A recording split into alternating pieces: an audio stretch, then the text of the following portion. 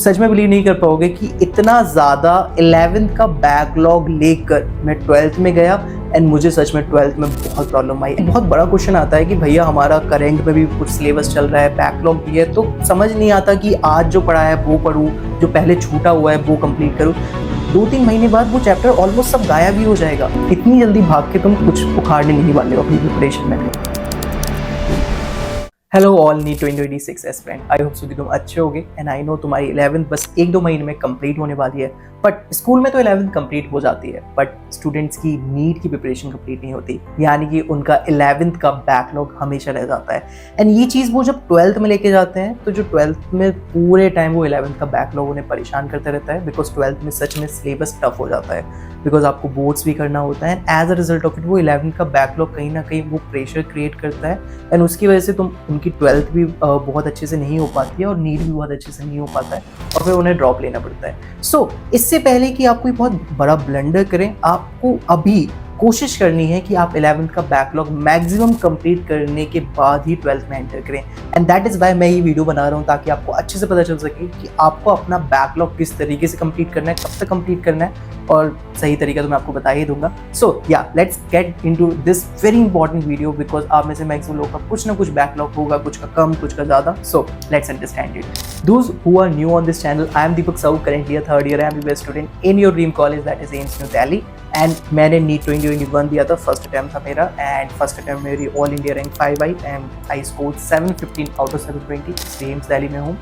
And तुम believe नहीं करोगे, जब मेरे टाइम में फैब्रुअरी आई थी तब मेरा फ्रैक्शन चल रहा था फिजिक्स में, एंड सही बताऊँ तो केमिस्ट्री में सिर्फ फिजिकल केमिस्ट्री हुई थी और इनऑर्गेनिक के बस एक चैप्टर हुआ था, एंड बायो में पूरी ह्यूमन फिजियो नहीं हुई थी और सिर्फ बॉटनी के ही कुछ चैप्टर्स हुए थे और शायद फर्स्ट सेकंड यूनिट ही हुआ था। ओके, 11th के एनसीईआरटी का। तुम सच में बिलीव नहीं कर पाओगे कि इतना ज़्यादा 11th का बैकलॉग लेकर मैं 12th में गया एंड मुझे सच में 12th में बहुत प्रॉब्लम आई। एंड मैं नहीं चाहता कि वो प्रॉब्लम तुम लोग फेस करो, बिकॉज 12th इसलिए मुझे चश्मा लगा क्योंकि मैं मोस्ट ऑफ टाइम लेक्चर्स देखता रहता था जल्दी जल्दी सिलेबस कंप्लीट करने के लिए, एंड दैट इज़ वाई मुझे बैकलॉग का बहुत ज़्यादा एक्सपीरियंस है। एंड वही चीज़ मैं तुमसे शेयर करना चाहता हूँ, बिकॉज बैकलॉग सच में बहुत सारी प्रॉब्लम्स क्रिएट करता है हमारी प्रिपरेशन में।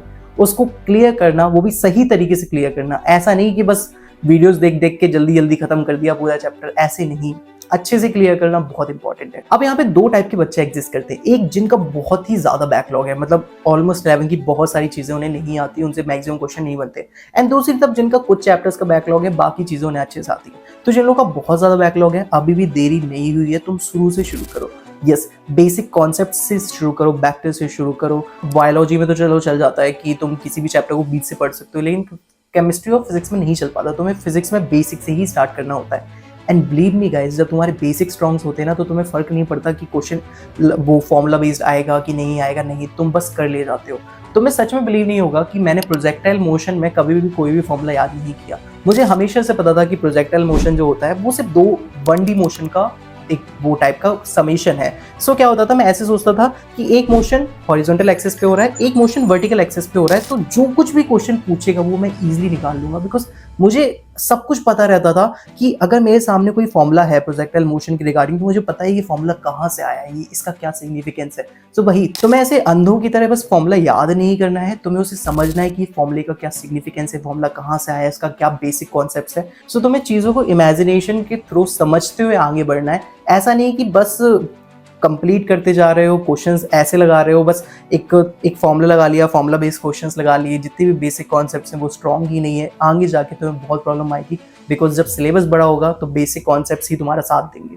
नाउ यहाँ पे एक बहुत बड़ा क्वेश्चन आता है कि भैया हमारा करंट में भी कुछ सिलेबस चल रहा है, बैकलॉग भी है, तो समझ नहीं आता कि आज जो पढ़ा है वो पढूं, जो पहले छूटा हुआ है वो कंप्लीट करूं। तो यहाँ पे तुम्हें ये समझना है कि तुम अपने दिन को ऐसे डिवाइड करो। यहाँ पे मैं एक टेक्निक यूज करता हूँ, that is time compartmentalisation technique. तो इसमें क्या होता है, पूरे दिन भर तुम अपने करंट का ही कर रहे हो। जैसे फॉर एग्जांपल करंट में तुम्हारा ह्यूमन फिजियोलॉजी चल रहा है, तो तुम पूरे दिन भर ह्यूमन फिजियोलॉजी से रिलेटेड ही लेक्चर्स देख रहे हो, क्वेश्चन लगा रहे हो। लेकिन अगर तुम्हारा बैकलॉग मॉर्फोलॉजी का है, तो तुमने क्या किया, रात में एक स्पेसिफिक टाइम बैकलॉग को दे दिया। मैं क्या करता था, रात का 9 to 12, यस, रात के 9 बजे से 12 बजे तक मेरा ये रहता था कि नहीं, मुझे सिर्फ बैकलॉग के रिगार्डिंग ही चीजें पढ़ना है, बाकी मुझे कुछ नहीं पढ़ना है। ओके, सो मैं सिर्फ बैकलॉग के रिगार्डिंग चीजें ही पढ़ता था। तो एक स्पेसिफिक टाइम अपने बैकलॉग को दे दो, उस स्पेसिफिक टाइम में करंट का कुछ भी मत करो, सिर्फ बैकलॉग को क्लियर करने पे फोकस करो। नाउ बैकलॉग को सही तरीके से कवर करते कैसे हैं? द थिंग इज दैट अगर देखो तुम्हें हमेशा अभी तुम्हारे पास बहुत टाइम है तो तुम्हें ऐसा नहीं कि तुम वन शॉट देखने के लिए लगे, नहीं, ऐसा बिल्कुल भी नहीं है। तुम्हें हर चैप्टर की डिटेल लेक्चर देखने, उसके बाद क्वेश्चन प्रैक्टिस करना है।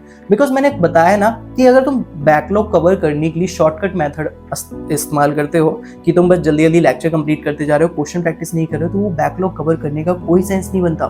बिकॉज वो चैप्टर के लेक्चर तुमने देख भी लिए, क्वेश्चन प्रैक्टिस नहीं की, 2-3 महीने बाद वो चैप्टर ऑलमोस्ट सब गायब ही हो जाएगा। अगर तुम क्वेश्चन प्रैक्टिस करते हो तो वो बहुत ज्यादा रिटेन रह जाता है, बिकॉज क्वेश्चन प्रैक्टिस से हमें बहुत सारी चीजें याद होती हैं काइंड ऑफ। सो बिना क्वेश्चन प्रैक्टिस करे प्रॉपर तुम अगले चैप्टर पे शिफ्ट मत हो, बिकॉज इतनी जल्दी भाग के तुम कुछ उखाड़ने नहीं वाले हो अपनी प्रिपरेशन में। Okay, now coming to the deadline, हमें कब तक अपना बैकलॉग क्लियर कर लेना चाहिए? सो आइडियली देखा जाए जब तक अप्रैल तक आपको अपना बैकलॉग कवर कर लेना चाहिए, because most of time April के आसपास ही 12th की क्लासेस वगैरह स्टार्ट होती है मैक्सिमम, और उससे पहले भी हो जाती है, मार्च अप्रैल में भी हो जाती है। सो तुम्हारे पास काइंड ऑफ 2-2.5 महीने होंगे अपना बैकलॉग कवर करने के लिए। सो तुम्हें अभी मेहनत करके, एक्स्ट्रा एफर्ट डाल के, संडे सैटरडे को एक्स्ट्रा बैठ के अपना बैकलॉग क्लियर कर लो, नहीं तो मैं तुम्हें लिख के दे रहा हूँ, तुम्हें 12th में बहुत ज़्यादा परेशानी होगी, क्योंकि 12th का सिलेबस टफ है, 12th का सिलेबस बास्ट है, 12th के सिलेबस से सबसे ज़्यादा क्वेश्चन आते हैं, 12th में तुम्हारे बोर्ड्स भी हैं। सो अगर तुम्हें ये सारी प्रॉब्लम्स, ये सारी सिचुएशन से डील करना है तो तुम्हारा बैकलॉग और बेसिक दोनों स्ट्रॉन्ग होनी चाहिए, मतलब तुम्हारा बैकलॉग क्लियर हो जाना चाहिए। Are you getting my point? And last में मैं तुमसे बस ये चीज कहूंगा कि बहुत सारे स्टूडेंट को पेशेंस ही रखना नहीं आता। उनको लगता है कि मेरा 10 चैप्टर का बैकलॉग है, मैं कैसे एक हफ्ते में कवर कर लूँ। नहीं भाई, 10 चैप्टर का बैकलॉग है, हो सकता है तुम्हें 2 महीने लग जाए, 3 महीने लग जाए, बट हैव पेशेंस। मैंने भी 8 महीने, यस 8 महीने पेशेंस रखा, तब जाके मेरा 11th का बैकलॉग कवर हुआ। मैं 12th के साथ 11th को हमेशा पढ़ता था, ऐसा सिंगल डे नहीं जाता था जब मैं 12th के टाइम पे 11th ना पढ़ता हूँगा। सो काइंड ऑफ एक टाइप से बैकलॉग मेरे लिए वरदान की तरह साबित रहा, क्योंकि बैकलॉग की वजह से हमेशा मैं 11th का पढ़ता रहा, हमेशा 11th से कनेक्टेड रहा। सो काइंड ऑफ मुझे 11th का अलग से रिवाइज करने की जरूरत नहीं पड़ी। So but the thing is that backlog को जितनी जल्दी कवर कर सकते हो करो, जितने अच्छे से कवर कर सकते हो करो, एंड हमेशा पेशेंस रखो, बैकलॉग को धीरे धीरे कवर करो, हड़बड़ी करने की जरूरत नहीं है। एंड तुम 12th स्टार्ट कर सकते हो, अगर तुम्हारा 1-2 चैप्टर बच भी गया कोई बात नहीं, इट्स ओके, तुम 12th में एंट्री मार तो सकते हो। लास्ट में एक चैलेंज है तुम लोगों के लिए, तुम्हारा जो भी बैकलॉग है, जिस भी चैप्टर का बैकलॉग है, तुम कमेंट सेक्शन में जाओगे एंड आज जो भी डेट है अगले महीने 30 दिन बाद आकर उस कमेंट सेक्शन को एडिट करोगे कि यस ये वाला चैप्टर हो गया, ये वाला हो गया, ये वाला हो गया, बस इतना सा चैप्टर बचा हुआ है। अगले 30 दिन बाद फिर से आओगे, फिर से चेक करोगे यस कौन कौन सा चैप्टर हो गया, उसको डिलीट कर दोगे, उस कमेंट को बार बार एडिट करोगे, जब तक एडिट करोगे जब तक वो कमेंट में तुम ये ना लिख दो यस आज मेरा 0 बैकलॉग है, या फिर आज मेरा सिर्फ और सिर्फ एक चैप्टर का बैकलॉग बचा हुआ है। So this is a challenge, this is a game जो हम अगले 2-3 महीने तक खेलने वाले हैं, बहुत ज्यादा मजा आने वाला है। मैं तुम्हारे कमेंट्स, जिस दिन वीडियो रिलीज होगी उस दिन तुम्हारे कमेंट्स रीड करूंगा, 30 दिन बाद डेफिनेटली अगेन दोबारा रीड करूंगा, देखूंगा कि कितने लोग दोबारा आएंगे, उस कमेंट सेक्शन को एडिट करेंगे, लिखेंगे कि यस 10 चैप्टर थे, 6 कर लिए, 4 बचे हैं। Let's see, let's play this game for 2-3 months and हम साथ में बैकलॉग क्लियर करेंगे, साथ में नीट भी क्रैक करेंगे। सो चिंता करने की ज्यादा बात नहीं है, एंड हम मिलते हैं ऐसी ही और यूजफुल वीडियो के साथ किसी और नेक्स्ट वीडियो में। Good bye.